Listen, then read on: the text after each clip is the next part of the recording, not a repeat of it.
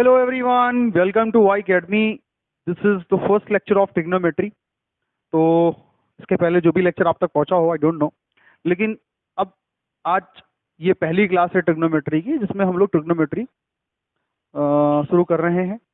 तो पिछले जो भी लेक्चर्स गए, जो भी हुआ वॉटेवर, इस टॉपिक को थोड़ा ध्यान से देखना। ये टॉपिक बहुत इंपॉर्टेंट है। वो पीसीबी वाले बच्चे हों या पीसीएम वाले बच्चे हों, दोनों में से कोई भी स्टूडेंट हो, दोनों के लिए बहुत इंपॉर्टेंट है। क्लियर है? चलो, ट्रिग्नोमेट्री में जो हमारे 10th स्टैंडर्ड तक का जो पोर्शन आता है, 10th तक जो रहता है, 10वीं क्लास तक जो भी है हमारे पास में, 10th स्टैंडर्ड तक का जो पोर्शन है वो हम लोग देख रहे हैं यहाँ पे। अब कुछ बच्चे सोच रहे होंगे सर जी हमारे में तो 10वीं में ही था, अब तक क्यों बोल रहे हैं, 10th स्टैंडर्ड तक क्यों बोल रहे हैं? मैं इसलिए बोल रहा हूँ क्योंकि कुछ क्लासेस जैसे स्टेट बोर्ड है, जैसे आईसीएसई बोर्ड है, उन क्लासेस में ये 9th में भी होती है, सीबीएसई में नहीं होती है, इसलिए मैंने यहाँ तक बोला। अब आपने जो पढ़ा ट्रिग्नोमेट्री में, मैं बहुत ज़्यादा बेसिक डिस्कस नहीं करने वाला हूँ, मतलब डेफिनेशन में डिस्कस करूँ। ये जो ट्रिग्नोमेट्री हम लोग सीखते हैं जो हमारे पास में 10वीं क्लास तक है, वो राइट एंगल ट्राइंगल के लिए स्पेशली बनाई जाती है, ए बी सी। हालांकि राइट एंगल ट्राइंगल में ही ट्रिग्नोमेट्रिक रेशियो अप्लाई होते हैं, इसके अलावा कहीं अप्लाई नहीं होते हैं। लेकिन उस केस में हम लोग दूसरे फॉर्मूले भी पढ़ते हैं, लेकिन वो किसी भी ट्राइंगल के लिए हो सकते हैं। तो ट्रिग्नोमेट्री में हम लोग जो स्टडी करते हैं वो रिलेशन स्टैब्लिश करते हैं साइड और एंगल के बीच में। मान लो ये ट्राइंगल है, एक एबीसी ट्राइंगल है, ये एंगल थीटा है और ये 90 एंगल है डिग्री। अब 90 डिग्री है तो इसमें बहुत सारी चीजें अब आएंगी। सबसे पहली बात ये है कि 6 ट्रिग्नोमेट्रिक रेशियोज आ जाएंगे। 6 ट्रिग्नोमेट्रिक रेशियोज की बात चलेगी। वो क्या है 6 ट्रिग्नोमेट्रिक जो रेशियोज हैं वो क्या है? एक है साइन, दूसरा है कॉस, सबको पता है, टेन, कॉट, सेक, कॉसेक। जिसको लग रहा हो आज की क्लास बेसिक है तो वो अपना आज के लेक्चर को फॉरवर्ड करके देख सकता है, जिसको लग रहा नहीं हमें रिवीजन करना वो कर ले, ठीक है। मगर मैं स्टार्ट यहीं से कर रहा हूँ। अब आपको पता होना चाहिए कि जब इस एंगल की बात करते हैं, ये एंगल जो होता है तो ये परपेंडिकुलर ट्रीट होगा, और जब इस एंगल की बात करेंगे तो परपेंडिकुलर ये ट्रीट होगा, ठीक। जब इस एंगल की बात कर रहे हैं तो परपेंडिकुलर तो ये बेस हो जाएगा, और जब इसकी बात करेंगे तो ये परपेंडिकुलर और ये बेस हो जाएगा। लेकिन कुछ अगर फिक्स रहता है तो हाइपोटेनस फिक्स रहता है। क्या फिक्स रहता है? हाइपोटेनस फिक्स रहता है। क्लियर है नहीं क्लियर? तो इसलिए मैं इस एंगल की बात कर रहा हूं कि sine theta, cos theta, tan theta, cot theta, sec theta and cosec theta इन इज इक्वल टू क्या होता है? आप सबको मालूम है कि सर इसका मतलब perpendicular upon hypotenuse, base upon hypotenuse, perpendicular upon base, base upon perpendicular, और हाइपोटेनस अपॉन बेस और हाइपोटेनस अपॉन परपेंडिकुलर। क्लियर है ना? एक बहुत बेसिक सी बात देखो, साइन थीटा में जो रेशियो होता है वो परपेंडिकुलर अपॉन हाइपोटेनस के बीच में होता है। समझ में बात आ रही है? अगर हाइपोटेनस का स्क्वायर करें, परपेंडिकुलर का स्क्वायर करें, हाइपोटेनस के स्क्वायर से परपेंडिकुलर के स्क्वायर को सब्ट्रैक्ट कर दें तो बेस का स्क्वायर मिल जाएगा। किसका मिल जाएगा? बेस का स्क्वायर मिल जाएगा। तो बेस निकाल सकते हैं। एक ट्रिग्नोमेट्रिक रेशियो से आप 6 के 6 ट्रिग्नोमेट्रिक रेशियोज फाइंड कर सकते हो, क्योंकि अगर परपेंडिकुलर और हाइपोटेनस मिला तो आप परपेंडिक और बेस निकाल सकते हैं। जब बेस निकल आएगा तो आप कोई भी ट्रिग्नोमेट्रिक रेशियो निकाल सकते हैं। अब ध्यान से देखिए, इन 6 के 6 ट्रिग्नोमेट्रिक रेशियो में 3 ही साइड्स यूज की गई हैं, या तो परपेंडिकुलर है, या तो परपेंडिकुलर है, या बेस है, या हाइपोटेनस है। इस ट्रायंगल की 3 साइड और इन 6 ट्रिग्नोमेट्रिक रेशियो में ही 3 साइड्स को घूम फिरा करके यूज किया गया है। इसलिए, और सबसे बड़ी चीज ये है कि जो पाइथागोरस थ्योरम हमको पता है, पाइथागोरस थ्योरम,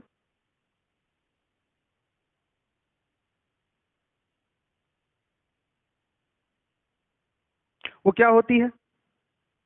हाइपोटेनस का square is equal to perpendicular का स्क्वायर प्लस बेस का स्क्वायर। इस थ्योरम की हेल्प से हमें कोई भी 2 दे दिए जाए, हम तीसरा निकाल सकते हैं। अगर परपेंडिकुलर हाइपोटेनस दिया तो बेस निकाल सकते हैं, बेस दिया है तो बेस और परपेंडिकुलर दिया हो तो हाइपोटेनस निकाल सकते हैं, बेस और हाइपोटेनस दिया तो परपेंडिकुलर निकाल सकते हैं। इस तरह से अगर हमें एक ट्रिग्नोमेट्रिक रेशियो दे दिया गया तो हम बच्चे तीसरे को भी निकाल सकते हैं। उसके साथ साथ सब बच्चे 6 ट्रिग्नोमेट्रिक रेशियोज भी फाइंड आउट कर सकते हैं। ये हमारे ट्रिग्नोमेट्रिक रेशियोज हुए। इसी में हम लोग पढ़ते हैं reciprocals of T ratios, reciprocals of T ratios, of T ratios. T ratios short form में बोलते हैं ट्रिग्नोमेट्रिक रेशियोज को। टी रेशियोज जो है उसमें क्या है, आइए टी रेशियोज में आप देखते हो कि जैसे साइन थीटा दिया हुआ है, इसको हम लिख सकते हैं 1 कॉसेक थीटा। क्या लिख सकते हैं, कॉसेक थीटा। इसी को हम लिख सकते हैं sine theta into cosec theta is equal to 1। Clear है ना, ये पहली बात है। दूसरी बात देखो, कॉस थीटा का रेसिप्रोकल होता है 1/sec थीटा होता है, और cos theta into sec theta is equal to कितना होता है, 1। तीसरी बात, tan theta into is equal to होता है 1/cot थीटा, और tan theta into cot theta is equal to कितना होता है, 1 होता है। इसी के बाद हम पढ़ते हैं कोशेंट रिलेशन के बारे में। कोशेंट रिलेशंस ये क्या होते हैं सर बताइए, ये भी बड़े काम के होते हैं। कोशेंट रिलेशन क्या होते हैं, कोशेंट रिलेशन में आप पढ़ते हो क्या कि tan theta sine theta upon cos theta. Tan theta का जो रिलेशन होता है साइन और कॉस के साथ में हमेशा ये होता है। इसी तरीके से सर कॉट थीटा का रिलेशन भी होता होगा, हमने कहा बिल्कुल होता है। उसका होता है cos theta upon sine theta, ये रिलेशन इसका होता है। तो ये तो रिलेशंस जो होते हैं आप देख सकते हो, tan theta is equal to sine theta upon cos theta, cot theta is equal to cos theta upon sine theta. ये दोनों रिलेशंस बहुत इंपॉर्टेंट है। क्या है, बहुत इंपॉर्टेंट। क्लियर है ना। चलिए इसके बाद और बातें आते हैं। इसके बाद कुछ फंडामेंटल यूनिट आइडेंटिटीज हैं जिनको स्क्वायर रिलेशंस बोलते हैं, फंडामेंटल आइडेंटिटीज, उनके बारे में बात करते हैं। फंडामेंटल आइडेंटिटी, स्पेस नहीं बच रहा है यहाँ पर, स्पेस बच रहा होता तो हम लोग करते। ये बातें तो समझ गए होंगे आप। ये रिवीजन इसलिए करवा रहा हूँ ताकि आप लोग जब आगे बढ़ें तब इन चीजों को रिकॉल ना करना पड़े। ताजा ताजा रिवीजन जो होता है वो रिवीजन हमेशा आपको चैप्टर को समझने में बहुत हेल्पफुल होता है।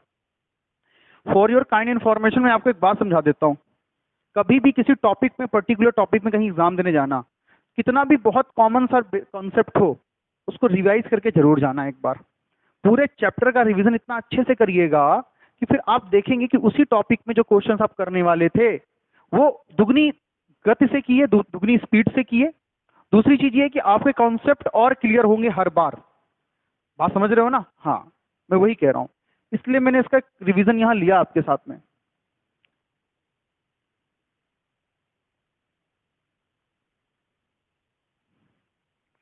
आई हम बात करते हैं इसी में कुछ फंडामेंटल आइडेंटिटीज के बाद में, फंडामेंटल आइडेंटिटीज के बाद साथ में लिखते रहना, काम पढ़ेंगे। फंडामेंटल आइडेंटिटीज नोट कर लो, सब आगे काम आएंगे। फंडामेंटल आइडेंटिटीज क्या होते हैं समझो।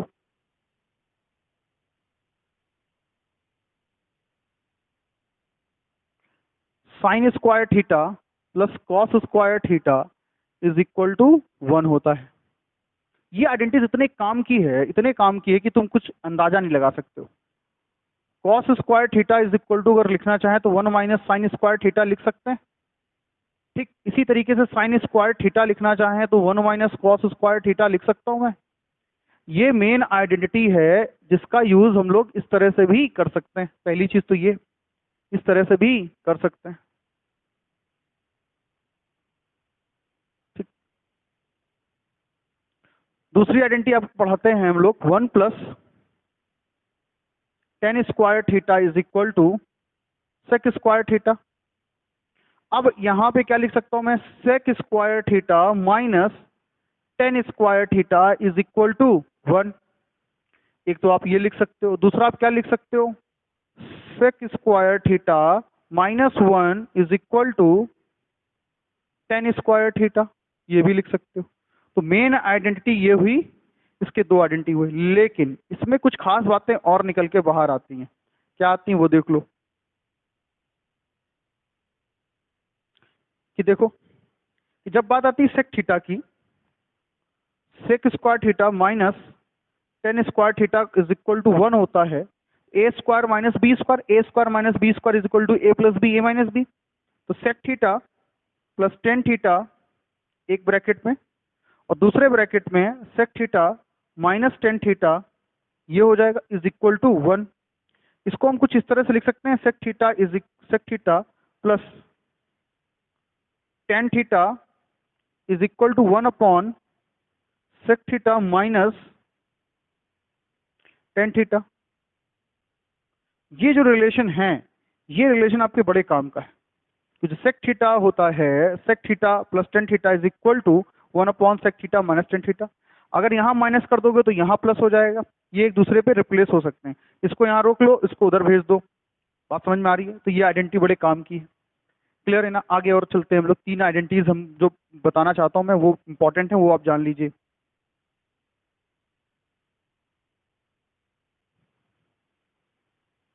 इसके बाद मैं बात करूंगा किसकी आइडेंटिटी के बारे में, इसके बारे में बात करता हूँ। किसके बारे में? 1 + cot square theta is equal to cosec square theta. अब कॉसेक स्क्वायर थीटा माइनस का cot square theta is equal to कितना हो जाएगा? 1। ये हो गई एक आइडेंटिटी। इसी तरीके से हम बात करते हैं कि cot square theta is equal to cosec square theta -1। ये दो आइडेंटिटीज तो आपके लिए जरूरी हैं जो इस आइडेंटिटी से निकली हैं। लेकिन जिस तरह से हमने यहां से इसको निकाला है, इनको, उसी तरीके से आप यहां से इसको निकाल सकते हो। क्या? कि cosec theta plus cot theta एक ब्रैकेट में, cosec theta minus cot theta is equal to 1।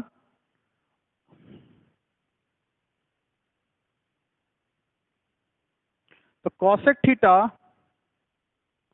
Plus cot theta is equal to cosec theta minus cot theta. ये रिलेशन जो है ना, यहां पर भी बनता है उसके साथ साथ। क्लियर है? चलो, आपको ध्यान रखना है, आइडेंटिटीज को इस तरह से सोचना है।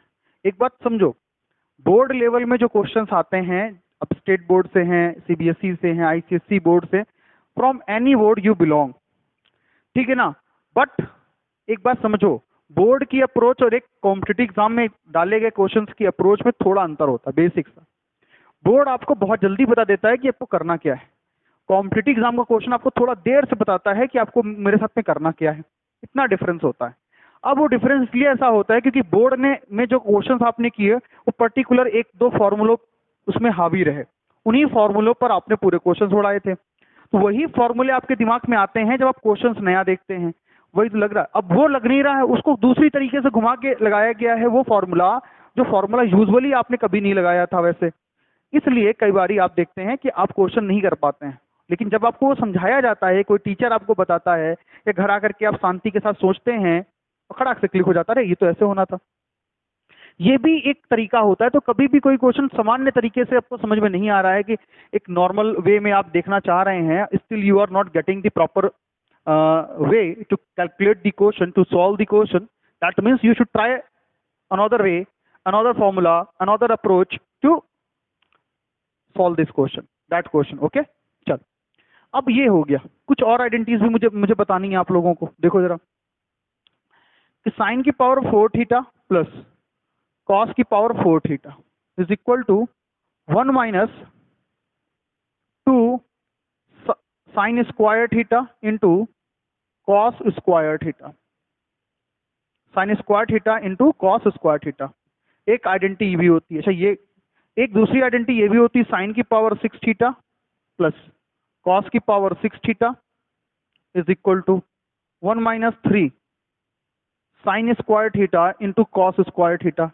इन फॉर्मूलों को प्लीज अपने दिमाग में रखिए। ये दोनों ही फॉर्मूले बहुत काम के हैं बच्चों। आपके सामने ये आएंगे और आपको लगेगा कि अरे ये तो बताए थे सर ने, यही बड़े इंपॉर्टेंट फॉर्मूले। नोट कर लीजिए इनको भी। साइन की पावर 4 थीटा प्लस कॉस की power 4 theta is equal to 1 minus 2।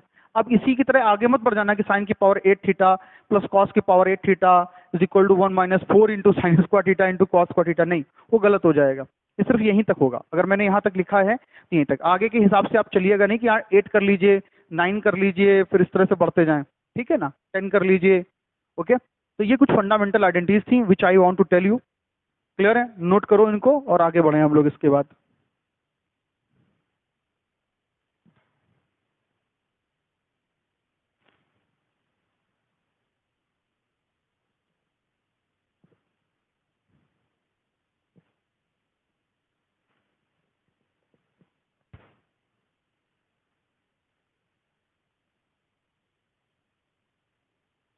चलें आगे, चल।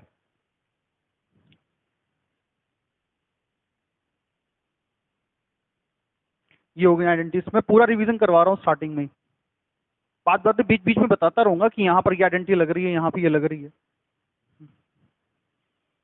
चल नेक्स्ट करते हैं हम लोग इसके बाद में।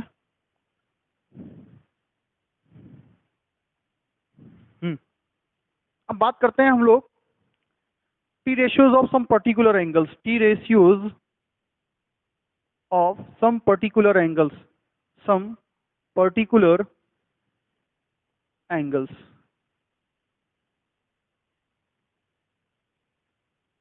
T ratio some particular angles. जैसे मैंने लिखा sin, cos, tan, cot, sec, cosec. ये सीक्वेंस बहुत ध्यान मैटर करता है इसमें सभी जगह पे।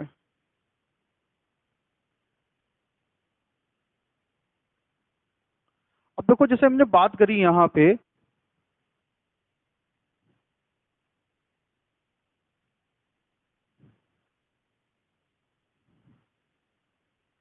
अब जैसे यहाँ मैं लेता हूँ 0 डिग्री, ये थीटा की वैल्यू है, ठीक। 30 degree, 45 degree, 60 degree and 90 degree, ठीक है ना। साइन 0 का वैल्यू 0 होगा, इसका वैल्यू 1/2 होगा और इसका वैल्यू 1/√2 होगा। आप कहोगे सर जी ये तो हम बुक से भी देख करके लिख सकते हैं और इसकी जरूरत नहीं है बताने की, आप आगे बढ़ जाइए। तो मैंने क्या कहा, पहली क्लास मेरी है, क्वेश्चन पे फोकस नहीं कर रहा हूँ, मैं रिवीजन करवा रहा हूँ। मेरे साथ मेरा समय दोगे, पहली क्लास में बैठ करके ट्रिग्नोमेट्री पूरा रिवीजन, उसके बाद क्वेश्चंस में करवाऊंगा, अच्छे अच्छे क्वेश्चंस करूंगा, परेशान ना हो, बढ़िया से। cos 0 डिग्री 1/, अब एक बात देखो, हमेशा थोड़ा जब कभी आपको कोई चीज आती है ना, तो फिर जब दोबारा आपके सामने आए और आपको पढ़ना है, उसके बारे में थोड़ी अप्रोच अपनी अलग लगाओ, कुछ और नई चीजें वहां से निकालो, कुछ अलग फैक्ट्स निकालो। यहाँ पे कितना हो जाएगा, √3/2, यहाँ कितना हो जाएगा 1/√2, यहाँ 1/2 और यहाँ क्या हो जाएगा 0। ध्यान दो, यहाँ पे साइन थीटा की वैल्यू 0 डिग्री की 0 है, 90 की 1 है, यहाँ पे उल्टा हो जाता है। कॉस में 0 की वैल्यू 1 है, 90 की वैल्यू 0 है। जब 10 की बात आती है तो आप साइन और इसकी जोड़ दो तो ये 0 बन जाएगा, इसकी करोगे तो √1/√3 हो जाएगा, क्या हो जाएगा 1/√3, इसकी वैल्यू 1 हो जाएगी और इसकी वैल्यू हो जाएगी √3, इसकी वैल्यू हो जाएगी इनफाइनाइट, अनडिफाइंड, ठीक। यहाँ पर इसकी वैल्यू क्या हो जाएगी, कॉट थीटा की अनडिफाइंड, √3, 1, 1/√3 और यहाँ 0 हो जाएगी। सेक थीटा की वैल्यू सर क्या होगी, सेक थीटा की वैल्यू बता दो भैया, इसकी वैल्यू 1, 2/√3, √2 और 2 और अनडिफाइंड, ठीक है ना, अनडिफाइंड। इसकी होगी अनडिफाइंड, इसकी 2 हो जाएगी, क्या हो जाएगी इसकी 2 हो जाएगी, इसकी √2 ही रहेगी, इसकी 2/√3 हो जाएगी और इसकी क्या हो जाएगी 1 हो जाएगी। ये वैल्यूज हैं किसकी, साइन की टेबल की, क्लियर है ना। अब एक बात जरा देखो, कुछ चीजें यहाँ बहुत फिक्स रहती हैं। ये देखो कि जो 30 की वैल्यू है साइन में और कॉस में जो 60 की वैल्यू है, देखो ये और ये दोनों सेम है ना, तो साइन की 30 की वैल्यू कॉस की 30 की वैल्यू के सेम है, 60 की वैल्यू के सेम है। अच्छा बताओ, यहाँ पर जो ये वैल्यू है ये किसकी है 30 की और यहाँ पे क्या है 60 की, तो डायगोनल रिलेशन होता है कॉस और इसमें, क्या होता है डायगोनल रिलेशन, ठीक। इनके साथ भी आ जाओ तो वही डायगोनल रिलेशन आएगा, इसके साथ भी वही रिलेशन आएगा और फिर इसके साथ भी वही रिलेशन आ जाएगा, समझे नहीं समझे। अगर डायगोनल रिलेशन नहीं बनता तो इसके साथ नहीं बनता, सिर्फ एक एंगल ऐसा है जिसके साथ नहीं बन रहा है, वो 45 डिग्री है, समझे इस बात को। तो sine theta is equal to cos theta कब होता है, ये कब होगा, कॉस फाई ले लो, ये कब होता है जब theta is equal to phi और इज इक्वल टू कितना हो जाए 45 डिग्री हो जाए। ये तभी पॉसिबल है जब sine theta is equal to क्या होगा, कॉस थीटा होगा। दूसरी चीज देखो कि साइन की वैल्यू 0 डिग्री से बढ़ के मैक्सिमम कितनी हो गई 1 हो गई, तो साइन की मैक्सिमम और मिनिमम वैल्यू पता लग जाएगी। साइन थीटा की मैक्सिमम जब थीटा लाइज कहां पर, 0 degree equal to theta less than equal to 90, जब थीटा इसके बीच में लाई करता है तो इसकी मैक्स वैल्यू क्या हो जाती है, इसकी मैक्स वैल्यू होती है 1 और मिनिमम वैल्यू क्या होती है 0। लेकिन बात जब कॉस थीटा की आती है, कंडीशन यही चल रही है। कंडीशन क्या चल रही है? यही चल रही है कि थीटा यही लाई कर रहा है। लिख लेता हूं मैं। तब मैक्स वैल्यू क्या हो जाती है? इसकी मैक्स वैल्यू यही होती है और मिनिमम वैल्यू क्या होती है? 0। सर दोनों में डिफरेंस क्या है? इसमें और इसमें डिफरेंस क्या है? ध्यान से देखो बोर्ड की तरफ। साइन थीटा के केस में जैसे जैसे एंगल बढ़ रहा है, 0 से 30, 30 से 45, 45 से 60, 60 से 90, एंगल बढ़ रहा है, वैसे वैसे वैल्यू बढ़ती जा रही है। क्लियर है ना? लेकिन जैसे ही कॉस थीटा के केस में एंगल इंक्रीज हो रहा है, वैसे वैसे वैल्यू क्या हो रही है? डिक्रीज होती जा रही है, 0 की तरफ बढ़ रही है। इसके केस में है as theta increases, as theta increases, as theta increases, value of angle also increases, also increases। जैसे थीटा इंक्रीज होता है, वैल्यू भी इंक्रीज होती है। लेकिन इसके केस में क्या होता है? एज थीटा इंक्रीजेस, जैसे जैसे थीटा बढ़ता है, वैल्यू डिक्रीजेस, वैल्यू डिक्रीजेस। ठीक है ना? यहां देखो वैल्यू डिक्रीज होती है। यहां जैसे जैसे एंगल बढ़ता जा रहा है, वैसे वैसे इसकी वैल्यू क्या होती जाती है? बढ़ती जाती है। यहां पर जैसे जैसे एंगल बढ़ रहा है, वैसे वैसे वैल्यू डिक्रीज हो रही है, सॉरी वैल्यू डिक्रीज हो रही, 0 की तरफ बढ़ रही है। समझे? तो साइन के केस में एंगल बढ़ने पर वैल्यू इंक्रीज होती है, कॉस के केस में एंगल बढ़ने पर वैल्यू डिक्रीज होती है। क्योंकि साइन का उल्टा क्या है? यहाँ पर, यहाँ पे हर जगह नहीं, यहाँ पे इसका रेसिप्रोकल नहीं है। साइन थीटा के जो वैल्यूज है उनको रेसिप्रोकल करके लिख दो तो कॉस की वैल्यूज आ जाती हैं। इसीलिए ये रिलेशन इनके साथ एग्जिस्ट करता है। अब तुम्हारे मन में तुरंत एक भाव पैदा हो गया कि सर बताइए 10 के साथ में यही चल रहा होगा। तुरंत तुमने दिमाग लगाया होगा, हाँ बिल्कुल सही है। मिनिमम वैल्यू कितनी होती है 10 की? 0। मैक्सिमम कितनी होती है? अनडिफाइंड। 10 की मैक्सिमम वैल्यू हम डिफाइन नहीं कर सकते हैं, ठीक है ना? लेकिन एंगल किसके बीच में लाई करना चाहिए? थीटा जो लाई करेगा, एंगल लाई करेगा 0 से 90 के बीच में। ये तो 0 हो सकता है या 90 हो सकता है या इनके बीच में लाई कर सकता है। इसका मतलब ये, तो जब एंगल यहां लाई करता है कि यहां से इसके बीच में 0 से 90 के बीच में, तो मिनिमम वैल्यू 0 होती है, मैक्सिमम अनडिफाइंड होती है। यही केस इसके साथ में होता है। लेकिन सुनो, यहां पर जैसे जैसे जैसे जैसे एंगल इंक्रीज हो रहा है, वैसे वैसे वैल्यू बढ़ रही है। यहां पर जैसे जैसे एंगल इंक्रीज हो रहा है, वैल्यू डिक्रीज हो रही है, 0 की तरफ बढ़ रही है। अब आते हैं सेक थीटा में मैक्सिमम वैल्यू। मिनिमम वैल्यू 1 होती है, मैक्सिमम कितनी हो गई? अनडिफाइंड। मैक्सिमम कितनी हो गई? अनडिफाइंड। बात समझ में आ रही नहीं आ रही है? लेकिन एक मिनट सुनो, मिनिमम वैल्यू 1 2/√3 है, 1.732 से कट करेंगे, उसको डिवाइड करेंगे तो इसकी मिनिमम वैल्यू 1 नहीं रह जाएगी। इसकी मिनिमम वैल्यू 1 नहीं हो जाएगी। भाई √3 से कर रहे हैं ना हम लोग उसको, हाँ √3 से कर रहे हैं, नहीं चला जाएगा। हाँ मिनिमम वैल्यू 1 है। यहाँ पर भी वही कहानी है, कॉसेक थीटा की मिनिमम वैल्यू 1 है और इसकी वैल्यू क्या है? अनडिफाइंड है। क्लियर है ना? तो इस तरीके से इन दो की बहुत इंपॉर्टेंट रहती है, किसकी? साइन थीटा की और कॉस थीटा की रहेगी। क्लियर है नहीं क्लियर? चलिए हम लोग आगे की तरफ। ये कुछ बेसिक चीजें हैं, इनको दिमाग में लेके चलना है। एंगल्स आगे चल करके आपको काम देंगे, किस तरह से समझना है। चलो मैं आगे की तरफ मैं और बताऊंगा कि कैसे हम लोग आगे निकालेंगे पॉइंट्स, और पॉइंट्स हमारे पास बनेंगे। नोट करिए बेटा इन लोगों इन पॉइंट्स को।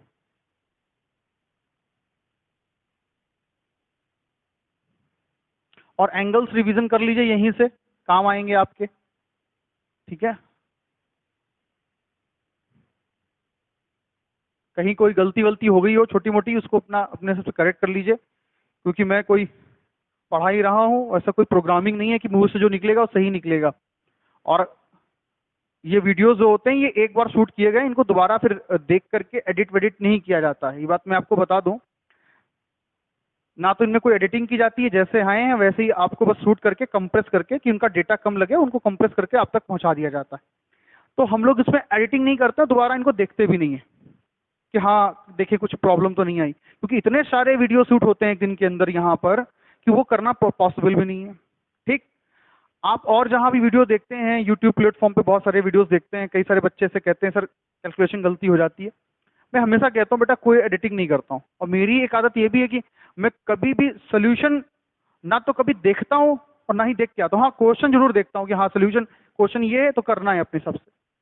तो उसके लिए कोई ऐसा नहीं कि क्वेश्चन का सोल्यूशन भी देखा है, क्वेश्चन भी देखा है तो हाँ आगे पूरा दिमाग में चढ़ा हुआ छापा वैसे करके, ऐसा नहीं चलता दिमाग में। बात समझ में आ रही? और मैथमेटिक्स ऐसा हो भी नहीं सकता ज़्यादा, जो लोग कर ले जाते हैं भैया उनकी बात नहीं है। तो ना एडिटिंग होती है ना ही ऐसा कुछ होता है, तो कहीं छोटा मोटा अगर चेंजमेंट आता है या कुछ ऐसा लगता है तो आप उसको खुद से इम्प्रूव कर सकते हैं। अदरवाइज कंफ्यूजन है तो आप मुझसे पर्सनली पूछ सकते हैं, ऐसा कोई मुझे प्रॉब्लम नहीं। लेकिन आपके दिमाग कुछ और ना चले इसलिए इस चीज़ को बताया जा रहा है। अब यूट्यूब पे कोई वीडियो, कोई अकेडमी, कोई भी अकेडमी या कोई भी चैनल वीडियो डालता है अपना, बहुत एडिटिंग करते हैं बेटा, उसमें एडिटिंग हुई फिर उसके बाद ये हुआ, फिर कहीं कुछ हुआ तो दोबारा शूट किया गया, एक ही वीडियो उनका पूरे दिन में आना है। यहाँ बहुत सारे वीडियो शूट करने रहते हैं। ठीक है, चलो हम लोग चलते हैं आगे की तरफ। तो ये हो गया हमारे पास में ये। अब हमें लिखना है कॉम्प्लीमेंट्री एंगल्स। क्या लिखना है हमने? Complementary angles. Complementary angles of T ratios, of T ratios, trigonometric ratio. इनके कॉम्प्लीमेंट्री एंगल्स क्या होंगे ये देखिए। Sine 90 minus theta is equal to cos theta होता है, cos 90 minus theta is equal to sine theta होता है। इन केस में दोनों एक दूसरे के रेसिप्रोकल होते हैं, इस केस में होते हैं। रेसिप्रोकल का मतलब कॉम्प्लीमेंट्री होते हैं। जब बताती tan theta, ten 90 minus theta की जब बात आती है, टेन 90 माइनस थीटा की जब बात आती है तो उसको बोलते हैं हम लोग कॉट थीटा। और जब कॉट 90 माइनस थीटा की बात आती है तो उसको बोलते हैं हम लोग टेन थीटा। एक सेट ये हो गया। दूसरा सेट ये होता है sec cosec theta, and cosec 90 minus theta is equal to जो होता है वो होता है सेक थीटा होता है। तीन स्लॉट्स आपको दिमाग में रखने चाहिए जो बड़े काम के हैं, आपके बहुत ही काम के स्लॉट्स हैं। इनमें बहुत सारे क्वेश्चंस बनते हैं। क्लियर है? बहुत सारे क्वेश्चंस इसमें बनते हैं। इसके बाद एक टर्म इसमें जिसमें क्वेश्चन काफी सारे बनते हैं वो आते हैं elimination of T ratios. Elimination of T ratios, इसमें क्या करते हैं, इसमें हम लोग को इन दिस सेगमेंट या in this term, in this topic we eliminate the trigonometric ratios from the given equations of trigonometric functions। जो trigonometric functions की equations दी जाती हैं उनमें trigonometric ratios को, t ratios को रिमूव करना होता है। वेरिएबल या कांस्टेंट के फॉर्म में आंसर आता है, कभी भी इनका आंसर ट्रिग्नोमेट्रिक रेशियो के फॉर्म में नहीं आएगा। तो ये बहुत ही इंपॉर्टेंट है। इसमें कोई ऐसा कुछ पर्टिकुलर रूल नहीं होता। यहाँ पर आपको ट्रिग्नोमेट्रिक इक्वेशंस दी जाएंगी। यहाँ पर क्या दी होंगी? ट्रिग्नोमेट्रिक इक्वेशंस कुछ इस तरीके देंगे, A sine theta plus B cos theta is equal to something दे दिया, मान लो एक्स दे दिया, B sine theta plus A cos theta is equal to Y दे दिया माइनस लगा करके। ठीक, ये इक्वेशंस दे दी गई आपको। इस तरह की इक्वेशंस दे देंगे और कहेंगे कि sine theta cos theta, sign theta cos theta को रिमूव करो, सिर्फ एक्स और ए में आंसर निकालो। यही इनका मतलब होता है कि जो भी आंसर निकालो उसमें ट्रिग्नोमेट्रिक रेशियो नहीं होना चाहिए। क्लियर है ना? तो इतना पूरा ट्रिग्नोमेट्रिक का सिलेबस है जो आपके उसमें है। और जो बहुत पॉइंट्स हैं, बहुत सारे छोटे मोटे पॉइंट्स हैं, will discuss in the next class along with very important questions for your Shahu screening exam. So please prepare them and best of luck. Thank you everyone.